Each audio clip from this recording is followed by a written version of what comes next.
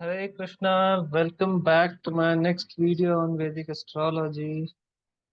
Today we will discuss, as usual, this is the episode 6 of Saptarishi Nadi. I hope it is episode 6. पता नहीं यार आजकल क्या हो रहा है. ठीक ही है. So आज हम देखेंगे the caste system. So caste system में मध्वाचार्य ब्यूटिफुली टॉक्स अबाउट वर्ण एंड जाति. सो ओके, वर्ण एंड जाति बोथ आर डिफरेंट. सबसे पहली बात तो ये आपको गांठ बांधनी पड़ेगी, वर्ण एंड जाति आर डिफरेंट. शंकर मठ में शंकराचार्य, स्पेसिफिकली पुरी शंकराचार्य आदि, ज्योतिर्मठ के अभिमुक्तेश्वरानंद सरस्वती जी वगैरह वगैरह, अन्य जो भी धर्म के संप्रदाय, अन्य जो भी जो स्पेसिफिक पीठ के संप्रदाय के जो स्वामी जी है, वो लोग स्पेसिफिकली उसको इस विषय पर ज्यादा बोलते हैं कि जाति और वर्ण दोनों एक ही है. For that they quote chapter 1 of Gita. हम वो फिलोसॉफिकल डिस्कशन में नहीं पढ़ेंगे. It's a very big big matter. पागल हो जाएगा इंसान.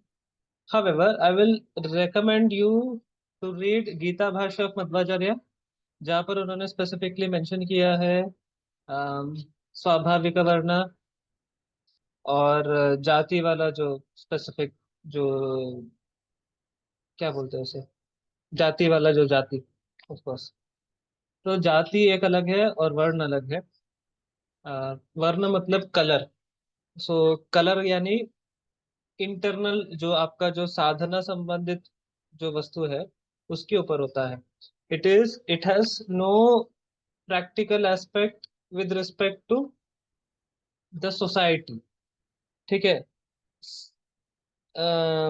अगर थोड़ा और बोला जाए इस पर, सो बन्नंजय गोविंदाचार्य का जो वीडियो है वो आप देख सकते हैं. इन शॉर्ट में बोलूँ तो प्रेजेंट जो करंट कास्ट सिस्टम है और शास्त्र में बताया हुआ कास्ट सिस्टम है, इसका कोई भी स्पेसिफिक लिंक है ही नहीं. बिकॉज स्वाभाविक में जो कास्ट सिस्टम है उसमें ये हो जाता है कि फादर अगर ब्राह्मण है तो उसका बेटा भी ब्राह्मण है, फादर शूद्र है तो उसका बेटा भी शूद्र है. अगर ये स्वाभाविक जो करंट जो जाति पद्धतियों के बारे में बताया जा रहा है. But you might have seen there are certain kind of people, जो लोग जन्म से ब्राह्मण हो और वर्ण से उनका जो इंटरनल नेचर है वो शूद्र का हो सकता है. और कुछ कुछ शूद्र हो सकते हैं, उनका इंटरनल नेचर ब्राह्मण का हो सकता है, उनका बिहेवियर कम्प्लीटली ब्राह्मण का हो सकता है. सो ये भी विषय है ना. सो अब वो ऐसे क्यों होता है? अभी ऐसा देखा जाए तो उनको नेचुरली ऐसे ही सेम वर्ण में पैदा होना चाहिए था, सेम जाति में, अगर उनका जो स्पेसिफिक डेफिनेशन वैलिड होता तो. But this is not applicable. So जाति पद्धति और वर्ण पद्धति, इन दोनों में बहुत अंतर है. एंड वर्ण is applicable only for the शास्त्र चिंतने और द और आध्यात्मिक पथ इन जनरल. सो आध्यात्मिक पथ में अगर कोई एक इंसान चलता है तो जाति पद्धति वैलिड नहीं है, वो वर्ण पद्धति वैलिड हो जाता है.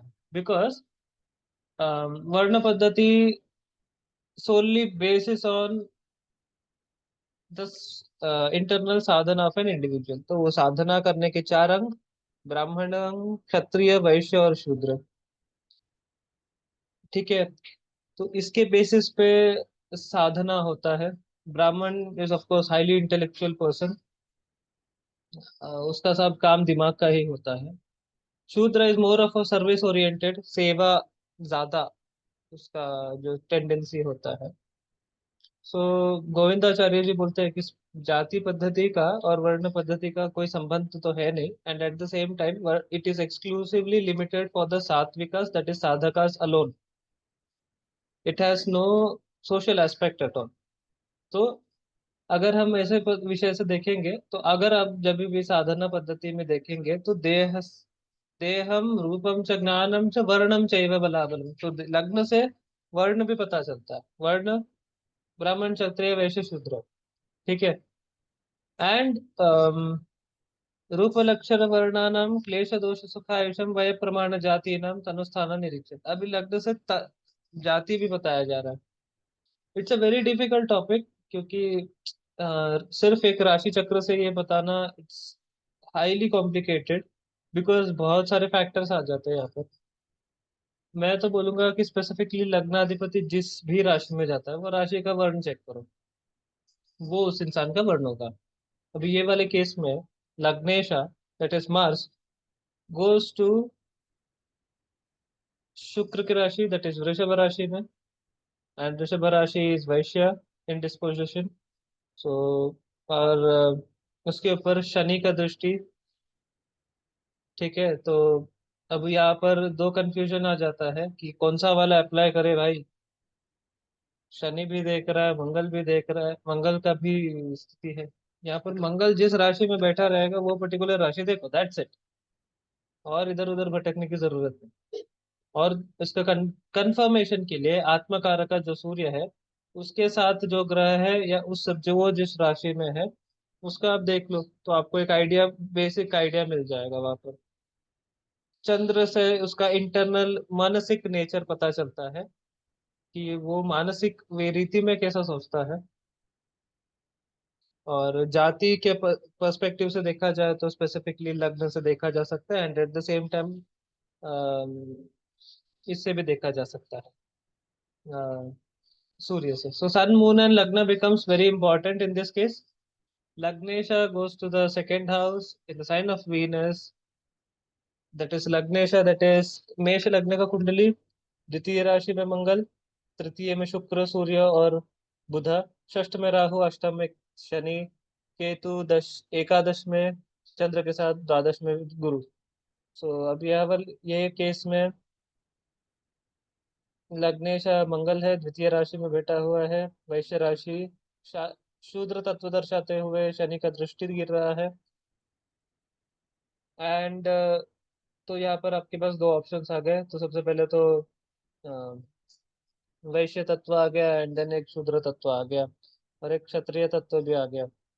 ठीक है, तीन आ गए विषय, क्योंकि Mars is Kshatriya of course. लेकिन मार्स का हम लोग नहीं गिन रहे हैं, बिकॉज एसेंडेंट अगर मार्स का है तो स्पेसिफिकली दो दो घंटे के प्रोक्सिमिटी में जो सब जन्म ले रहे हैं वो सबको ब्राह्मण हो या फिर या वो सबको क्षत्रिय होना चाहिए, which is not in the case.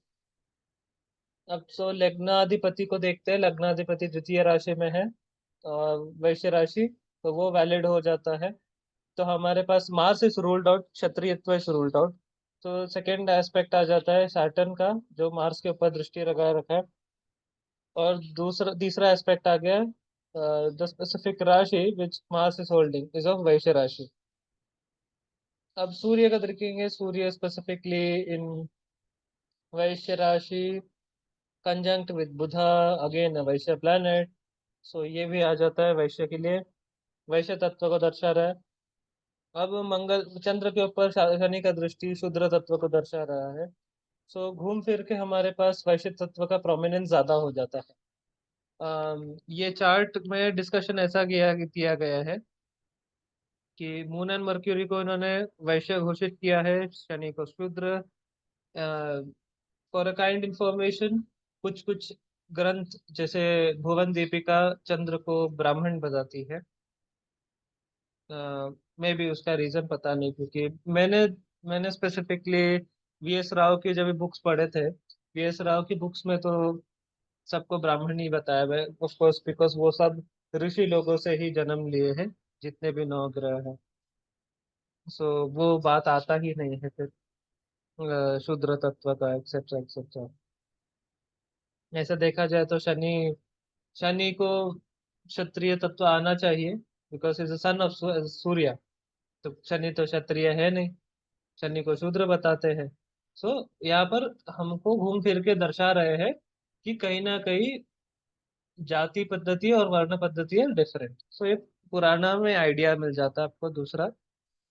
तो ठीक है, पहले मैं पढ़ देता हूँ कि ये क्या बता रहे हैं जैन हसीन, फिर उसके बाद और आगे की चर्चा करते हैं। मैंने अपना मेथड बता दिया है स्पेसिफिकली, अब ये देखते हैं ये बताते क्या है। The dominant influence of the ascendant Chandra lagna and the lords is of Jupiter and Venus. birth is of a Brahmin. If of Saturn, Sun and Mars, it is of a Kshatriya, and so on.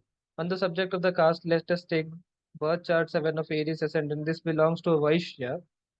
Let us see why. Through the study of the Lagna, the Chandra Lagna, and the Lord Saturn aspects Mars, the Lord of Lagna. It is Lord of the sign occupied by the Moon. Such represents caste of the Moon. Vaishya. Chandra Lagna too is influenced only by Saturn, same as the Lord of the sign occupied by Moon. Hence birth is decided by Moon as one in the Vaishya community.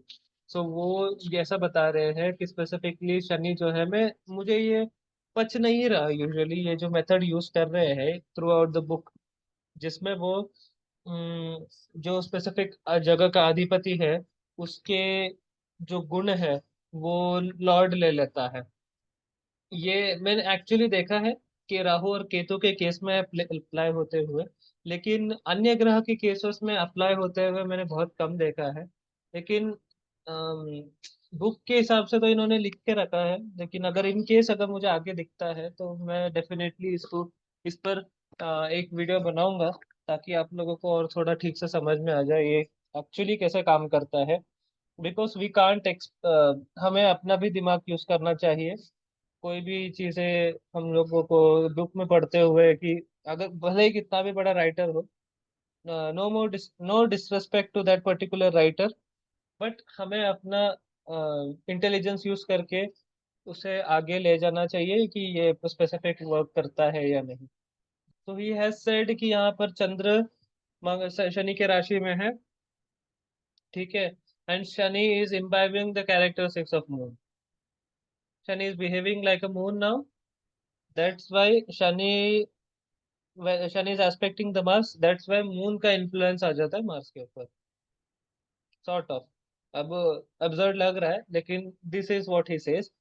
तो जिसकी वजह से this particular person is imbibing the जाति of Vysya community, ठीक है। जाति देखा करो लग्न से, अगर कोई साधक है तो उसका वर्ण देखा करो, तो उसके बेसिस पे आपको जज करना इजी हो जाएगा। वर्ण इज ऑलवेज मेंटल कैरेक्टरिस्टिक। तो चंद्र के ऊपर जो इन्फ्लुएंस रहेगा, चंद्र जिस राशि में और जिस नक्षत्र में बैठा रहेगा उसका इन्फ्लुएंस आपको पता चलेगा, ठीक है। एंड मेरे हिसाब से तो ऑफ कोर्स लग्न लग्न Lord Surya and Chandra always works, always works, मैंने जितना देखा ऑलवेज ब्यूटीफुली वर्क्स। सो आप भी अप्लाई करके देखिए आपके हॉरोस्कोप्स में, आपके फैमिली मेंबर्स के हॉरोस्कोप्स में। Let us know in the comment section below. Type them out on the comment section. बताइए आपको कैसा लग, आपने इसको कैसे यूज किया, आपका वर्ण क्या है या जाति क्या है, so on so forth. So this is all for today. I think I have made some justice to this subject. अगर आपके पास कोई डाउट्स हो kindly type them out on the comment section. आप बताइए इस स्पेसिफिक हॉरोस्कोप को आप कैसे देखेंगे, ऑब्जर्व करेंगे। बाकी तो धन्यवाद। हरे कृष्णा।